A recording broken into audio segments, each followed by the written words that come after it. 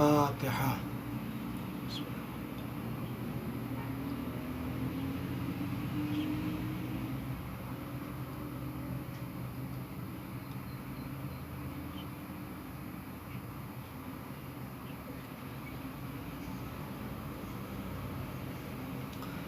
لا حول ولا قوة إلا بالله العلي العظيم.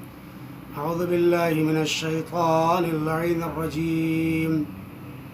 بسم الله الرحمن الرحيم.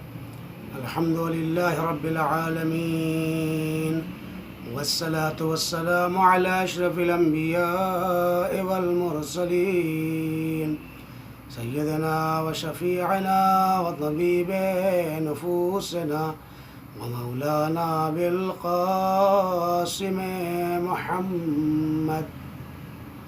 اللهم صل على محمد وآل محمد وعلى آل بيته الطيبين الطاهرين المعصومين المظلومين المنتخبين المنتجبين الغر الميامين، ولعنة الله على أعدائهم بغاصبي حقوقهم أجمعين. أما بعد، فقد قال الله تبارك وتعالى في القرآن المجيد والفرقان الحميد، وهو أصدق الصادقين وقوله الحق. بسم الله الرحمن الرحيم. من عمل صالحا من ذكر أو أنثى وهو مؤمن فلنحيينه حياة طيبة ولنجزينهم بأحسن ما كانوا يعملون. صلوات پڑھ دیں.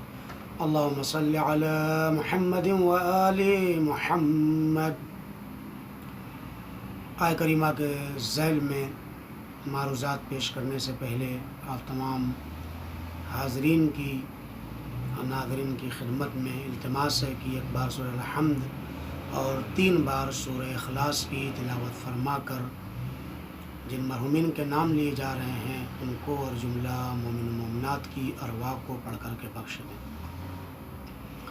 جناب مرحوم محمد ظفر ابن یاسین اور حسینہ بنت محمد مرحوم، ابراہیم ابن قاسم علی، علی محمد ابن قربان علی، زبیدہ بنت محمد علی، آل مرحوم آف ویرانی مرچنٹ پنجوانی داور اور مکی فیملیز اور جملہ مومن مومنات کو پڑھ کر کے بخش دیں. اللہم صلی علی محمد وآل محمد. اللہم صلی علی محمد وآل محمد. اللہم صلی علی محمد وآل محمد. بسم اللہ الرحمن الرحیم. الحمد للہ رب العالمین الرحمن الرحیم مالک یوم الدین. ایاک نعبد و ایاک نستعین. اهدنا الصراط المستقیم صراط الذین انعمت علیہم غیر المغضوب علیہم ولا الضالین. بسم اللہ الرحمن الرحیم. قل اللہ احد اللہ الصمد لم یلد ولم یولد ولم یکن له کفوا احد. بسم اللہ الرحمن الرحیم. قل اللہ احد اللہ الصمد لم یلد ولم یولد ولم یکن له کفوا احد. بسم اللہ الرحمن الرحیم. قل اللہ احد اللہ الصمد لم یلد ولم یولد ولم یکن له کفوا احد. اللهم صل على محمد وآل محمد. اللهم صل على محمد وآل محمد. اللهم صل على محمد وآل محمد.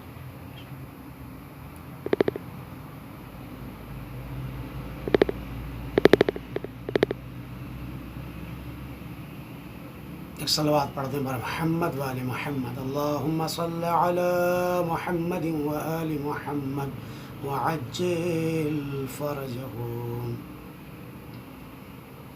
آپ حضرات سے التماس ہے امام زمانہ علیہ الصلوۃ والسلام کی صحت و سلامتی کے لیے اور ان کے ظہور کے لیے ایک باواز بلند صلوات پڑھ دیں. اللہم صلی علی محمد وآل محمد وعجل فرجهم. موضوع گفتگو اس 5 مجالس میں آپ حضرات کی خدمت میں پیش کیا جا چکا ہے کہ حسینی طرز زندگی کیا ہے اور حسینی طرز زندگی کیسی ہونی چاہیے۔ جس آیت کریمہ کی تلاوت کا شرف حاصل کیا وہ سورہ نحل کی آیت نمبر 97 ہے کہ جس میں پروردگار عالم نے ارشاد فرمایا من عمل صالحا من ذکر او انثی وہو مومن، جو بھی عمل صالح انجام دے چاہے وہ مردوں میں سے ہوں یا خواتین میں سے ہوں، بشرطے کہ وہ مومن ہوں، تو ہم انہیں عمل صالح انجام دینے کی بنیاد پر حیات طیبہ عطا کریں گے اس دنیا میں، اور مرنے کے بعد ان کے اس عمل سے بہتر جزا اور پاداش اور انعام عطا کریں گے۔ بہت عظیم آیت کریمہ ہے کہ جس میں انسان کی زندگی گزارنے کے لیے کن معیارات کو قرار دیا گیا ہے، ان میں سے وہ معیارات انشاءاللہ عرض کیے جائیں گے، اور اس حیات کو حسینی حیات سے جوڑا جائے گا۔ ویسے تو مفہوم بہت وسیع ہے، حیات اور زندگی کسے کہتے ہیں، ہر آدمی نے اپنے اپنے اعتبار سے حیات اور زندگی کے معنی بیان کیے ہیں۔ کچھ لوگ مادہ پرست ہیں، مادی گرائش رکھتے ہیں اور میلان اور رجحان رکھتے ہیں، اس کے مطابق ان کی جو تعریف ہے حیات کی وہ یہ کہتے ہیں کہ ہر انسان کی حیات کی قیمت اتنی ہے جتنا اس کے پاس سرمایہ ہو، جتنا اس کے پاس پونجی ہو، جتنا اس کے پاس جائیداد ہو۔ لیکن یہ مادی نگاہ ہے۔ بعض افراد کہتے ہیں کہ نہیں، جو انسان کی پوسٹ اور انسان کا منصب ہو، جتنا بڑا منصب اور پوسٹ ہوگا اتنی عظیم وہ حیات کا مالک ہوگا اور اتنی اس کے حیات کی ارزش اور قیمت ہوگی۔ مفسرین اور علماء کرام نے بھی اپنی الگ الگ تفسیروں کو حیات کے سلسلے میں بیان کیا ہے، اور اس کے بعد ہم قرآن مجید کی کچھ آیات کی طرف چلیں گے جس کے اندر حیات کے مفہوم کو اجاگر کیا گیا ہے اور بیان کیا گیا ہے۔ علامہ تقی جعفری رحمۃ اللہ علیہ سے جب پوچھا گیا کہ حیات کی تفسیر کیا ہے، حیات کسے کہتے ہیں، تو آپ نے بتایا کہ انسان کے حیات کی اور زندگی کی ویلو اور قیمت اتنی ہی ہے جتنا وہ اپنی زندگی میں نیکیوں کو انجام دیتا ہے۔ ڈنمارک میں ایک کانفرنس تھی جس کا ٹاپک یہی تھا کہ حیات کسے کہتے ہیں۔ دنیا کے تمام مفسرین اور دنیا کے تمام اسکالرز اور دانشور وہاں پر تشریف لائے تھے۔ اپنے طور طریقے کے اعتبار سے انہوں نے الگ الگ طریقے سے حیات کی تفسیر کی تھی اور حیات کے مفہوم کو بیان کیا تھا، لیکن جب آپ کا نمبر اور نوبت آیا اور مرحلہ آیا تو علامہ تقی جعفری جب اس اسٹیج پر گئے جہاں پر تمام مکاتب فکر کے لوگ موجود تھے، تو آپ نے صرف اتنا کہا کہ انسانی حیات کی قیمت اتنی ہے جتنا وہ اپنی زندگی میں نیکیاں انجام دیتا ہے۔ جو بھی نیکی انسان انجام دے اتنا ہی اس کی حیات کو حیات سے تعبیر کیا جائے گا۔ توجہ چاہتا ہوں عزیزان محترم، جیسے انہوں نے بیان کیا وہاں پر تالیاں بجی اور یہ بیان کر کے نیچے آ گئے۔ جب تک اپنی کرسی پہ نہیں بیٹھے تب تک وہاں پر تالیاں بجتی رہیں کہ بہترین تفسیر حیات کی بیان کی ہے۔ کیوں؟ اس لیے کہ آپ کی نگاہ معنوی نگاہ تھی اور آپ کی نگاہ جو تھی وہ روحانی نگاہ تھی۔ لہذا جب لوگوں نے بہت زیادہ تعریف کرنا شروع کیا تو آپ نے سوال کیا کہ یہ تعریف بہت اچھی ہے، پسندیدہ ہے۔ لوگوں نے کہا کہ ابھی تک تعریف جو لوگوں نے کی تھی کہ مال، پوش، منصب، جائیداد جس کے بیک میں ہو اسی اعتبار سے اس کی قیمت لگائی جاتی ہے۔ کہا جاتا ہے یہ 2 لاکھ کا آدمی ہے، یہ 4 لاکھ کا آدمی ہے، یہ 1 کروڑ کا آدمی ہے، یہ 10 کروڑ کا آدمی ہے۔ تو جن لوگوں نے یہ ساری تعریفیں حیات کے اعتبار سے کی تھی، ان تمام تعریفوں میں ان کی اس تعریف کو جو حیات کے بارے میں کی تھی سلیکٹ کیا گیا، اور جب دیکھا کہ اتنا سراہا جا رہا ہے علامہ تقی نے، تو آپ نے فرمایا یہ تعریف وہ تعریف ہے جو میں نے اپنی طرف سے نہیں کی ہے، بلکہ میرے مولا کا نام ہے علی ابن ابی طالب، جنہوں نے بہترین کتاب لکھی ہے جس میں دستور حیات پایا جاتا ہے انسانوں کے لیے۔ انہوں نے اس کتاب میں فرمایا قیمت کل امرئ ما یحسنو، ہر انسان کی زندگی کی اور اس کی ویلو اور قیمت یہ ہوتی ہے کہ انسان جتنی اچھائیاں اپنی زندگی میں انجام دیتا ہے۔ ایک صلوات پڑھ دے بر محمد والے محمد پر، اللہم صلی علی محمد والے محمد وعجل فرجہ۔ اس کے بعد علامہ طباطبائی نے جب حیات کی تعریف کی تو آپ نے فرمایا کہ حیات ایک ایسی چیز کا نام ہے کہ جس کے ذریعے انسان اللہ کی اطاعت کرے اور عقلانیت کے ماتحت انسان زندگی گزارے، اسی حیات کو حیات کہا جاتا ہے۔ العقل ما عبد بالرحمن وقت صبا بہل جنان، عقل وہ ہے جس کے ذریعے لوگوں کو ٹوپی نہ پہنائی جائے، عقل وہ ہے جس کے ذریعے لوگوں کو بیوقوف نہ بنایا جائے۔ عقلانیت یہ نہیں ہے کہ لوگوں کو بیوقوف بنا کر کے اپنے مقصد اور مفاد کو حاصل کیا جائے، بلکہ عقل مند انسان وہ ہے کہ جو اللہ کی بندگی اپنی اس عقلانیت کی وجہ سے کرتا ہے اور جنتوں کا سودا اور حصول کر لیتا ہے۔ دیکھیے عزیزان محترم، جنت میں جانا کمال کی بات نہیں ہے، یہ تو انشاءاللہ ہر اہل بیت کا جو واقعی حقیقی چاہنے والا اور شیعہ ہے وہ جنت میں انشاءاللہ جائے گا، لیکن امام علیہ السلام فرماتے ہیں جنت میں اتنے درجات ہیں، اتنے طبقات ہیں جتنے طبقات قرآنی آیات کے اندر ہیں۔ تو آپ اندازہ لگائیں جنت میں جا کر کے منزل کمال تک اور خاص طریقے سے ان درجات کو طے کر کے انتہائی مرحلے تک، انتہائی درجے پر پہنچنے کا نام صحیح طریقے سے اس زندگی میں حیات کہتے ہیں۔ یعنی اگر صحیح حیات جو اہل بیت کی صدقے میں اور ان کے سائے میں اور ان کی اطاعت میں اور اللہ کے فرامین کے تحت انسان زندگی گزارے گا تو اس زندگی سے جو فائدہ حاصل ہوگا وہ زندگی کے بعد اس آخری مرحلے میں بھی انسان کے لمحہ بلمحہ کام آئے گا۔ لہذا جتنے درجات امام نے بتائے ہیں کہ 6000 سے زیادہ درجات جنت کے اندر موجود ہیں، لہذا جتنی آیات ہیں اتنے درجات قرآن مجید میں پائے جاتے ہیں، اور جتنی آیتیں قرآن مجید میں اتنے درجات جنت کے اندر اتنے طبقات پائے جاتے ہیں۔ اور جتنا زیادہ انسان اس زندگی میں نیکیاں کرے گا اور اللہ کی اطاعت کرے گا، اہل بیت کی سیرت پر چلتا جائے گا اور کربلا کے اس حیات سے عبرت حاصل کرے گا، اتنا ہی زیادہ اس کی زندگی اس دنیا میں بھی کامیاب ہوگی اور آخرت میں بھی۔ ایک صلوات پڑھ دیں بر محمد والے محمد پر، اللہم صلی علی محمد والی محمد وعجل فرجہم۔ اس کے بعد جب علامہ طباطبائی کے بعد علامہ اقبال سے پوچھا گیا کہ آپ بتائیے کہ زندگی اور حیات کی تعریف کیا ہے، تو آپ نے فرمایا کہ دیکھو جہاں فخر اور غنا کے درمیانی راستے کو اختیار کر دیا جائے اسی حیات کو واقعی حیات کہتے ہیں۔ تو عزیزان محترم، کسی عالم دین نے فرمایا زندگی میں جو نیکی ہے اس کے مطابق انسان کو حیات ملتی ہے، جیسا کہ مولائے متقیان کی حدیث ہے ہر انسان کی قیمت اس کے نیکیوں کے مطابق قرار دی جاتی ہے، لہذا جو جتنا زندہ ہے اسی اعتبار سے اس کی نیکیاں ہوں گی، یعنی نیکیوں کے مطابق اس کی حیات کو حیات کہا جائے گا۔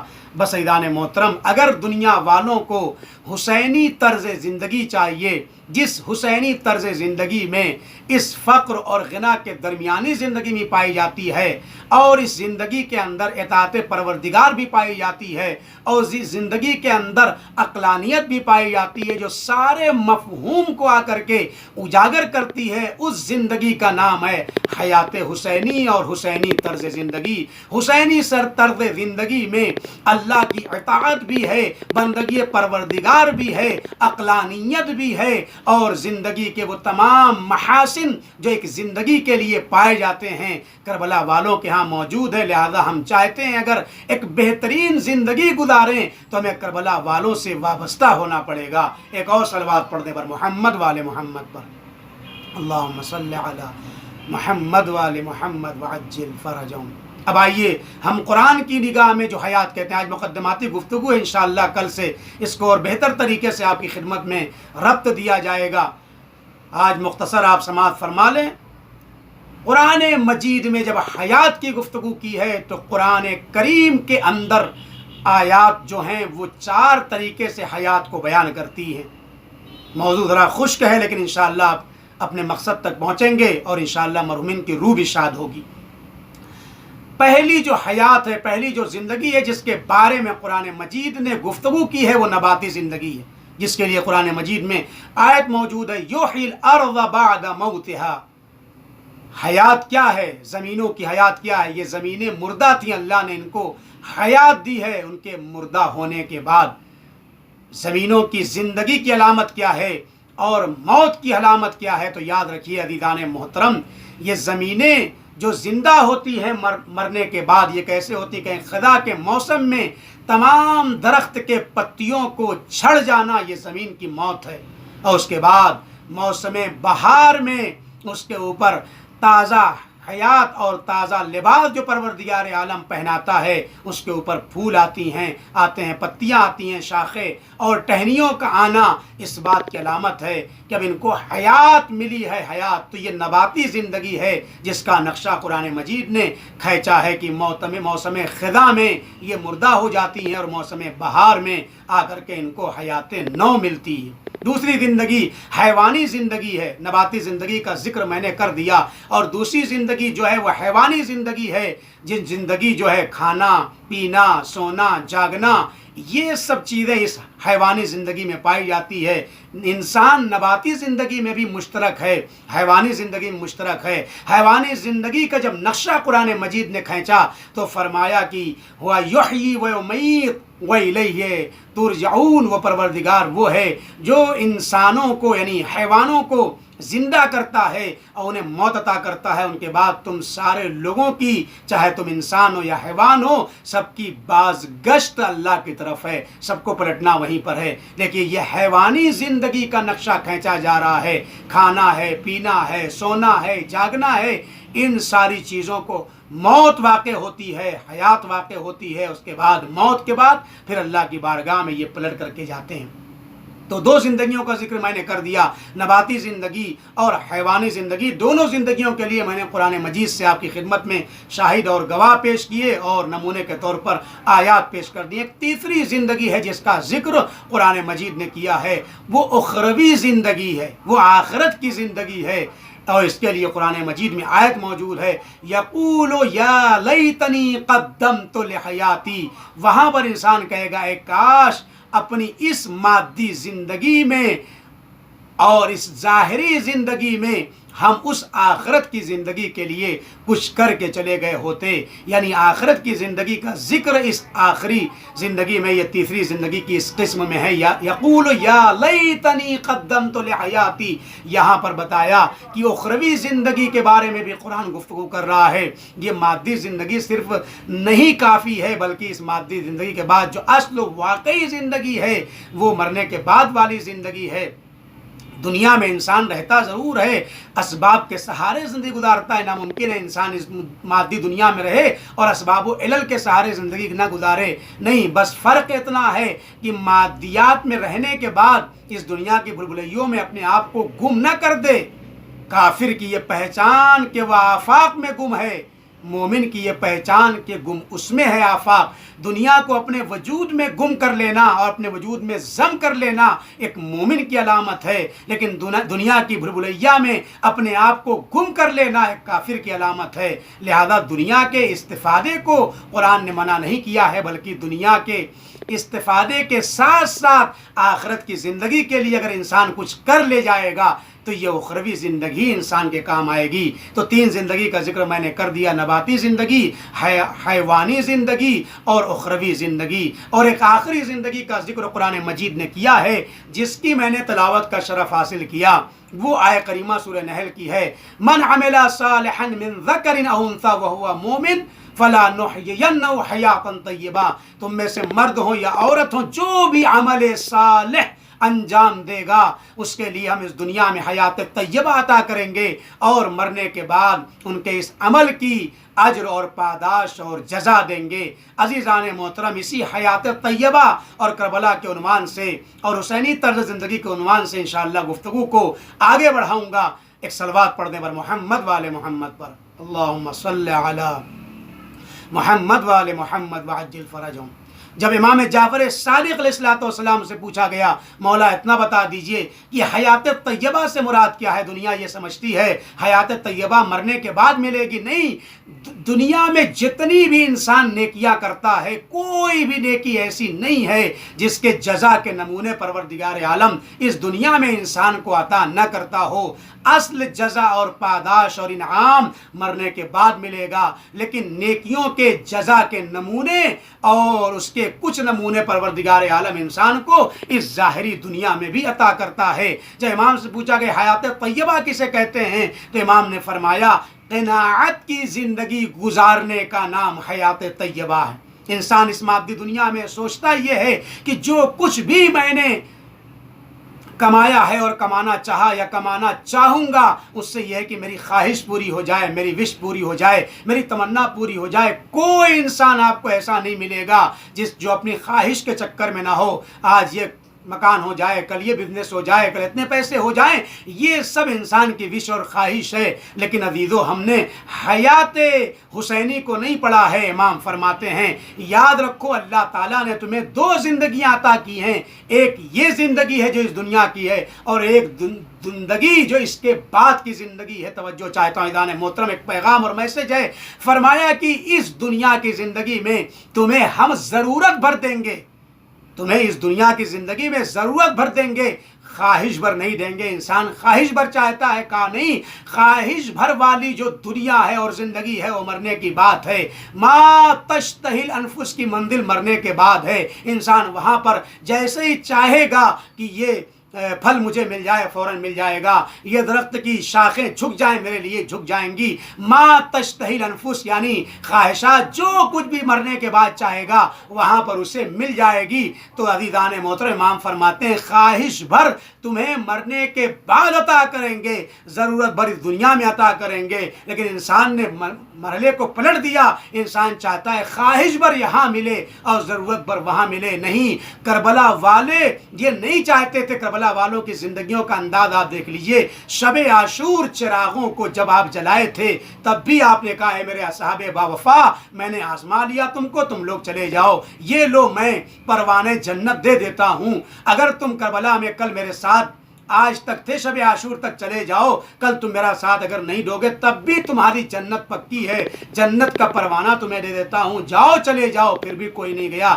چراغوں کو بجھا دیا اور بجھانے کے بعد کہا اب چلے جاؤ، اگر شرم آ رہی تھی اجالے میں جانے میں تو اب چلے جاؤ، حسین علیہ السلام نے تم سے بیعت کو اٹھا لیا ہے، پروانے جنت تم کو دے دیا ہے۔ جنت میں حسین اس وقت تک نہیں جائے گا جب تک تمہیں ساتھ لے کر نہ جائے۔ عزیزان محترم اس کے باوجود دوبارہ جب چراغوں کو جلایا گیا تو ایک بھی پروانہ آپ کے پاس سے حسین ابن علی کے پاس سے نہیں گیا تھا۔ معلوم یہ ہوا حسینی طرز زندگی یہ ہے، وہ خواہش بھر دنیا میں نہیں چاہتے ہیں، انہیں ضرورت بھر مل جائے یہی کافی ہے۔ اور ما تشتہی انفس کی منزل مرنے کے بعد ہے، خواہش بھر وہاں ملے گا۔ ایک صلوات پڑھ دیں بر محمد والے محمد پر، اللہم صلی علی محمد والے محمد وعجل فرجہم۔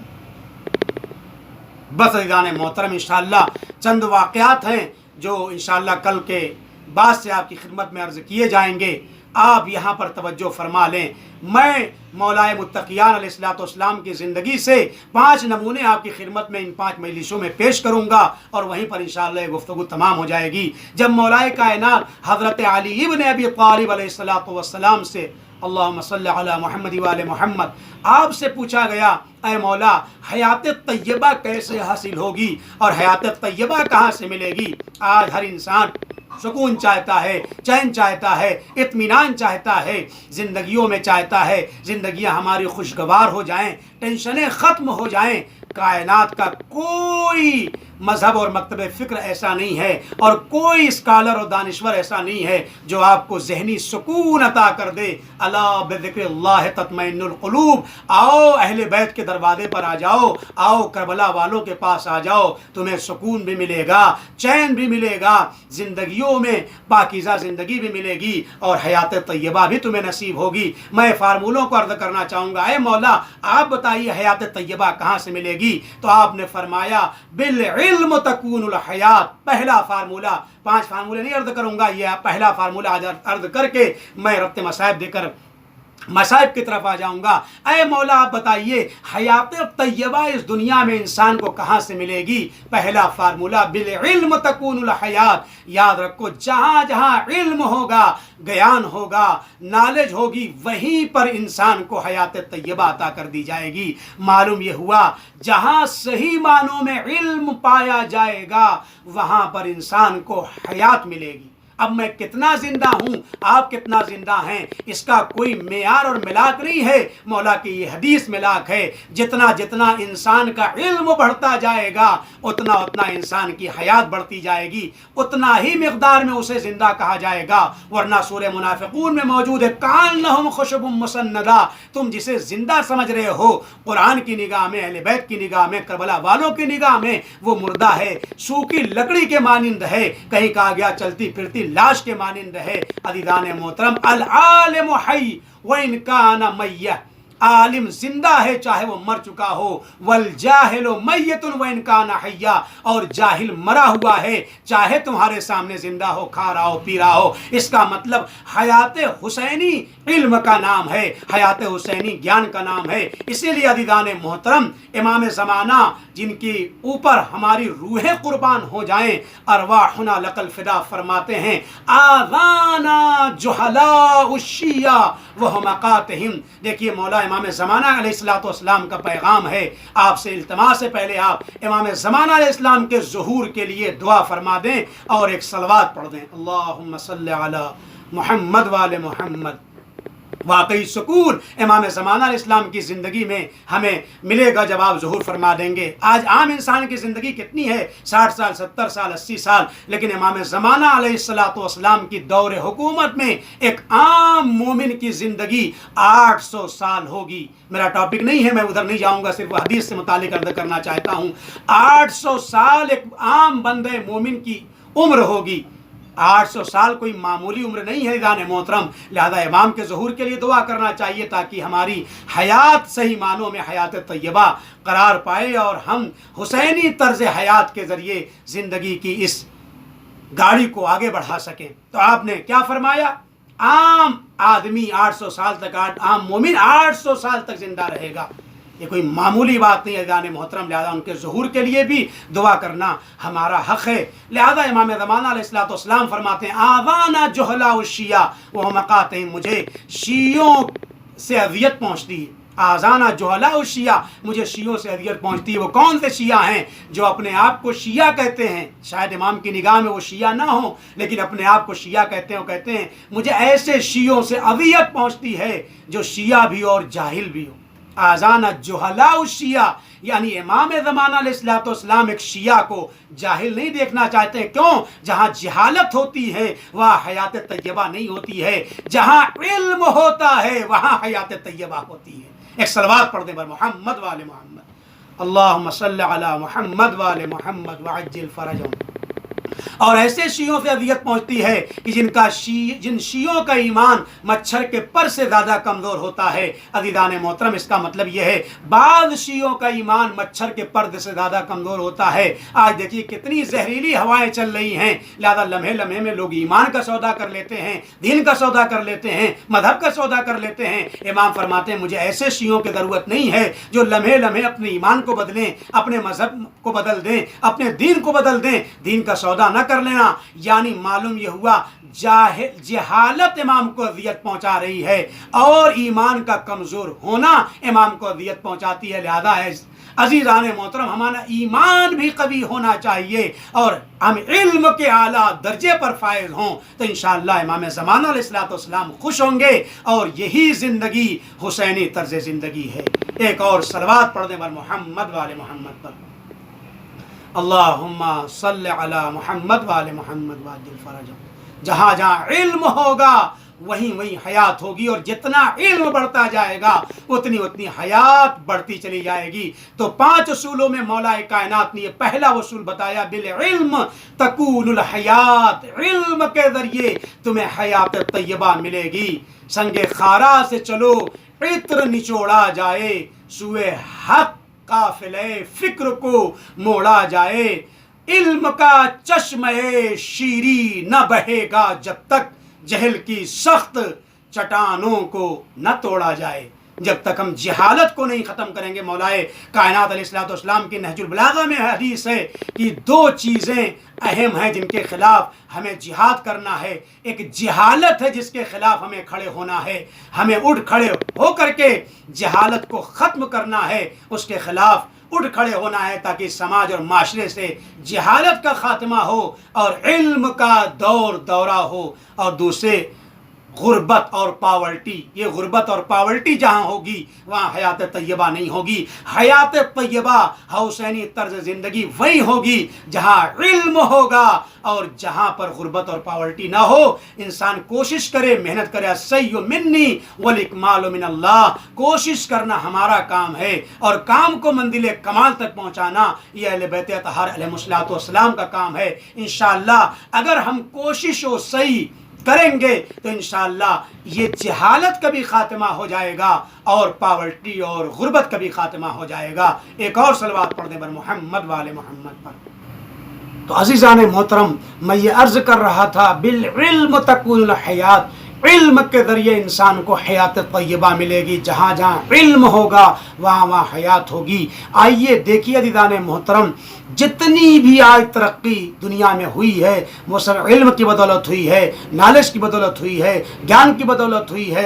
दुनिया ने जो तरक्की की है उसका पेश खैमा और मुकदमा इल्म है। जानवरों के यहाँ कोई तरक्की नहीं है। जैसे 100 साल पहले रहते थे वैसे आज भी हैं, जैसे 100 साल पहले खाते थे वैसे आज भी खाते हैं, जैसे 100 साल पहले बरहना रहते थे आज भी हैं। लेकिन इंसान ने स्टेप बाय स्टेप, लम्हे भाई लम्हे इतनी तरक्की कर ली है। आज इंसान ने दरियाओं के सीने को चाक करके मोती निकाल लिया है, हवाओं पर फिजाओं पर अड्डे कायम कर लिए हैं, आसमानों पे जाने की गुफ्तगू जारी है।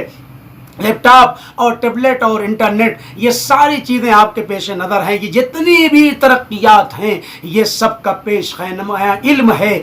जितनी भी तरक्कियात हैं वो सब की बुनियाद इल्म है, नॉलेज और ज्ञान है। इसका मतलब ये है दुनिया में जितनी तरक्की हुई है अब वो सारी तरक्की मरहून मिन्नत है इल्म। सारी तरक्की डिपेंड है इल्म की। जहाँ इल्म होगा वहीं पर तरक्की होगी, जहाँ इल्म होगा वहीं पर इर्तिका पाया जाएगा, जहाँ इल्म होगा वहीं पर इंसान रुश्द और ताली की तरफ जाएगा। इसका मतलब यह है दीदाने मोहतरम, दुनिया की सारी तरक्की डिपेंड है इल्म के ऊपर। तो इल्म कहाँ से आया, ये मेरा बुनियादी सवाल है। इल्म इंसान का कहाँ से हासिल होगा? कहा देखो, इल्म अगर हासिल करना है तो तुम्हें कुरान से वाबस्ता होना पड़ेगा और अहले बैत से वाबस्ता होना पड़ेगा। कुरान मुकम्मल इल्म है, मुसद्दिक़न लिमा बैन यदैहि व मुहैमिनन अलैहि। कुरान के अंदर तमाम इलाही किताबों का इत्र और निचोड़ मौजूद है। अजीज़ान मोहतरम, कुरान मजीद का पूरा कुरान इल्म है, सफ़ा सफ़ा इल्म है, सूरा सूरा इल्म है, आयत आयत इल्म है, नुक्ता नुक्ता इल्म है। अगर नुक्ता नुक्ता इल्म ना होता तो कभी भी अमीर कायनात न फरमाते अना नुक्ततो तहतल बा। अली उस नुक्ता कमाल का नाम है जो बे के नीचे दिया जाता है। इसका मतलब है दीदाने मोहतरम, दुनिया की तमाम तरक्की डिपेंड है इल्म के ऊपर और इल्म डिपेंड है कुरान के ऊपर और अहले बैत अलैहिमुस्सलाम के ऊपर। बस फर्क इतना है, जब तक इल्म खामोश होता है उसे कुरान कहा जाता है और जब इल्म को कुव्वते गोयाई मिल जाती है तो उसे अहले बैत अलैहिमुस्सलाम कहा जाता है। तो मैं जुमले को अर्ज करूं, पूरी दुनिया की तरक्की डिपेंड है इल्म के ऊपर और इल्म डिपेंड है कुरान और अहले बैत के ऊपर। तो दुनिया की तरक्की डिपेंड है कुरान और अहले बैत के ऊपर। इसीलिए सादिक़ आले मोहम्मद इमाम जाफ़र सादिक़ अलैहिस्सलातु वस्सलाम अल्लाहुम्मा सल्लि अला मुहम्मद व आले मोहम्मद ने इरशाद फरमाया है, दुनिया में कोई इल्म तुमको सही इल्म नहीं तुम तक पहुंचने वाला है, चाहे वो शर्क में हो चाहे वो गर्ब में हो। अगर तुम्हें इल्म सही हासिल होने वाला है तो तुम्हें अहले बैत के दरवाजे पर आना पड़ेगा। यही वो दरवाज़ा है जहाँ से इंसान को सही इल्म मिलेगा और जब सही इल्म हासिल करेगा तो उसे हयात तय्यबा भी मिल जाएगी, पाकीज़ा ज़िंदगी भी अता हो जाएगी और हुसैनी तर्ज ज़िंदगी भी तुम्हें हासिल हो जाएगी। तो हमें हुसैनी तर्ज ज़िंदगी अगर हासिल करना है तो हमें इल्म हासिल करना पड़ेगा। बस अज़ीज़ान मोहतरम, दामन वक्त में गुंजाइश नहीं है, आपकी खिदमत में चंद फ़िक्र मसाइब के आप पढ़ना चाहता हूँ। ये वो अय्याम हैं जो अय्याम सोगवारिये अबा अब्दुल्लाह हुसैन व असीर अहले हरम। ہیں۔ عزیزان محترم، بہت سخت ایام ہے، پڑھنا آسان ہے۔ آج کورونا کے ایام میں دیکھ لیا، اگر کسی گھر میں خدا نخواستہ کوئی موت واقع ہو جاتی ہے تو گھر کے لوگ کتنے پریشان ہوتے ہیں۔ حیات طیبہ یہاں سے ملتی ہے۔ جلتے ہوئے خیام کے اندر بھی بندگی پروردگار کا اتنا خیال ہے کہ جا کر امانت الہی کو اپنے کاندھوں پر لے کے آتی۔ شام غریبہ میں سجدہ خالق میں سر رکھنا یہ کوئی معمولی کام نہیں ہے۔ آج ہمارے یہاں گھر میں ایک میت ہو جاتی ہے تو نماز دیر میں پڑھتے ہیں، نماز چھوٹ جاتی ہے۔ کوئی بڑا حادثہ واقع ہو جاتا ہے تو بندگی پروردگار آگے پیچھے ہو جاتی ہے، ہم بھول جاتے ہیں۔ لیکن یہ کربلا والے تھے، یہ حسینی طرز زندگی ہے۔ شام غریبہ کے گھٹا ٹوپ اندھیرے میں جو سید سجاد نے سجدہ خالق میں سر رکھا ہے، تو جب تک 11 محرم کی سفیدی صبح نمودار نہیں ہو گئی تب تک سجدہ خالق سے سر نہیں اٹھایا ہے۔ عزیزو، آپ مصائب سنتے رہتے ہیں، ستم بالائے ستم یہ ہے کہ قافلے کو ادھر سے گزارا گیا جدھر ریگ زار زمین کرب و بلا پر 72 لاشیں پڑی ہوئی تھی۔ آپ مجھے بتائیے، اگر کسی گھر میں کوئی موت واقع ہو جائے، کسی خاتون سے کہا جائے تنہا اکیلی اس میت کے بغل میں پوری رات تمہیں اس گھر میں رہنا ہے، کیا وہ رہ پائے گی؟ نہیں، نازک مزاج ہوتی ہے، نازک دل ہوتی ہے، نہیں رہ پائے گی۔ ہمارا کروڑوں سلام ہو شہزادی اولیا مقام پر، گزار زمین کرب و بلا پر 72 لاشیں پڑے ہوئے تھے، لیکن تنہا زینب کبھی اون محمد کے لاشوں کو اٹھا کر کہتی تھی اللہم تقبل ھذا قربان، اے میرے پروردگار اس قربانی کو قبول فرما۔ کبھی سرکار سید الشہداء کے لاشے کو لے کر آواز دیتی تھی اے میرے پروردگار اس قربانی کو قبول فرما۔ 72 لاشوں کے درمیان بی بی پوری رات گزار دیتی ہیں، اور ادھر سجدے ہیں، ادھر شام غریبہ کے گٹا ٹوپ اندھیرے ہیں، لیکن وہ بندگی پروردگار، وہ سجدہ شکر، وہ اللہ کی بندگی اطاعت جہاں سے حیات طیبہ کا مفہوم ملتا ہے۔ ہاں عزیزو، ستم بالائے ستم یہ ہے کہ قافلے کو ادھر سے گزارا جا رہا ہے جہاں پر شہداء کی لاشیں ریگدار زمین کرب و بلا پر پڑے ہوئے ہیں۔ ارے خدا کسی بیٹے کو وہ منظر نہ دکھائے جو عابد بیمار نے دیکھا۔ ارے دشمنوں نے اپنے لاشوں کو تو دفن کر دیا ہے، لیکن ہائے رے میرا بابا، ارے گزار زمین کرب و بلا پر بے غسل کفن پڑا ہوا ہے۔ ایک مرتبہ چہرے کا رنگ متغیر ہو گیا، پھوپھی نے پوچھا اے میرے لال سید سجاد، کیا تم بھی میرا ساتھ چھوڑ دو گے؟ مردوں میں تم ہی باقی ہو۔ فرمایا اے پھوپھی اماں، ارے جس کے باپ کا لاشا ارے گزار زمین گرم پر بے غسل کفن پڑا ہو، وہ بیٹا کیا کرے؟ ہاتھوں میں ہتکڑیاں ہیں، ارے پیروں میں بیڑیاں ہیں، کمر میں لنگر، ارے گلے میں توقے خاردار۔ مدینے کا رخ کر کے آواز دی یا جد علیک ملیکۃ السماء وھذا حسین مرمل بالدماء۔ ازادارو تسلی دی جناب زینب نے، اے میرے لال یہاں پر روضہ بنے گا، زائرین دور دور سے آئیں گے اور روضہ آباد ہوگا۔ دیکھیے کروڑوں کا مجمع اربعین میں ہوتا ہے۔ پروردگار عالم ہم سب کو اس سال اربعین میں کربلا معلیٰ کی زیارت نصیب فرمائے۔ ہاں ازادارو، وہ دعا جو تھی وہ تمنا تھی پوری ہوئی، لیکن ابھی قافلہ چند قدم آگے بڑھا تھا۔ سید سجاد کے چہرے کا رنگ جو متغیر ہوا تھا، پھوپھی نے تسلی دے دی تھی، لیکن عزیز اب جناب زینب کے چہرے کا متغیر ہوا جب رنگ، عجیب کیفیت ہے ازادارو۔ ارے اونٹ کی پشت سے اپنے کو زمین کرب و بلا پر گرا دیا۔ ارے میرا سلام ہو، امام زمانہ فرماتے ہیں میرا سلام ہو ارے اس شہزادی پر جو اونٹ کی بلندی سے گری اور جس کے ہاتھ پسے گردن بدے ہوئے تھے۔ ہاں ازادارو، میں کہوں گا عباس، اگر آپ کے ہاتھ کٹ چکے تھے، آپ منہ کے بل ارے گھوڑے سے زمین کربلا پر آئے۔ آئیے دیکھیے یہ آپ کی بہن زینب اونٹ کی بلندی سے زمین کربلا پر آ رہی ہے اور ہاتھ پسے گردن بدے ہوئے۔ آخری جملہ ازادارو، اب چہرہ جب بدلا، جب مرتبہ سید سجاد نے پوچھ لیا پھوپھی اماں ابھی تو آپ تسلی اور دلاسا مجھے دے رہی تھی، آپ کا کیا عالم ہے؟ کہا میرے لال مجھے مدینے کا ایک منظر یاد آ گیا۔ میں چھوٹی سی تھی، سینے خانہ میں سو رہی تھی، ایک مرتبہ جو میری آنکھ کھلی تو عجیب منظر دیکھا۔ ارے چاروں طرف دھوپ ہے لیکن مجھ پر سایہ پڑ رہا ہے۔ اب جو میں نے نگاہوں کو اٹھایا تو دیکھا یہی میرا بھائی حسین، ابا کا سایہ سایہ کیے ہوئے تھا کہ زینب پر دھوپ نہ پڑ جائے. میرے لال سید سجاد تم ہی بتاؤ آج اسی بھائی کی بہن کربلا سے کوفہ جا رہی ہے اور بھائی کی پامال شدہ لاشا ارے بے غسل کفن ہے اور اس کے لاش پر کوئی لباس بھی نہیں ہے. اے سید سجاد ارے زینب کی چادر بھی لٹ چکی ہے. اگر وہ چادر ہوتی تو اپنے ماں جائے کی لاش پر اڑا دیتی, لیکن اے میرے لال سید سجاد وہ بہن اتنا مجبور ہے. ایک بار زینب نے بھی مرثیہ پڑھ دیا یا جدہ علیک ملیکۃ السما, اے نانا رسول خدا آپ کی نماز جنازہ آسمان کے فرشتوں نے پڑھی مگر یہ آپ کا لال حسین ریگزار زمین کرب و بلا پر بے غسل کفن پڑا ہوا, غسل کفن دینے والا نہیں. انا للہ و انا الیہ راجعون رضا بقضاء تسلیما لامرہ. خدایا امام زمانہ علیہ السلام کے ظہور میں تعجیل فرما, اللہم عجل لولیک الفرج, اس مہلک امراض کا خاتمہ فرما, آخری حجت کے ظہور میں تعجیل فرما. آپ حضرات سے التماس ایک بار سورہ الحمد اور 3 بار سورہ اخلاص کی تلاوت فرما کر محمد ظفر ابن یاسین, حسینہ بنت محمد, ابراہیم ابن قاسم علی, علی محمد ابن فرمان علی, زبیدہ بنت محمد علی, آل مرحوم آف ویرانی, مرچنٹ, پنجوانی, داور, مخی فیملیز اور جملہ مومن و مومنات اپنے اپنے آباء و اجداد کو پڑھ کر کے بخش. صلی اللہ علیہ وسلم. بسم اللہ الرحمن الرحیم.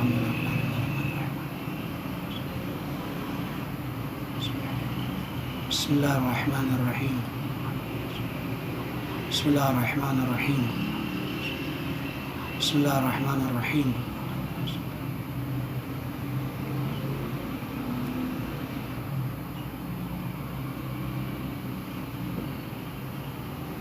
اللہم صل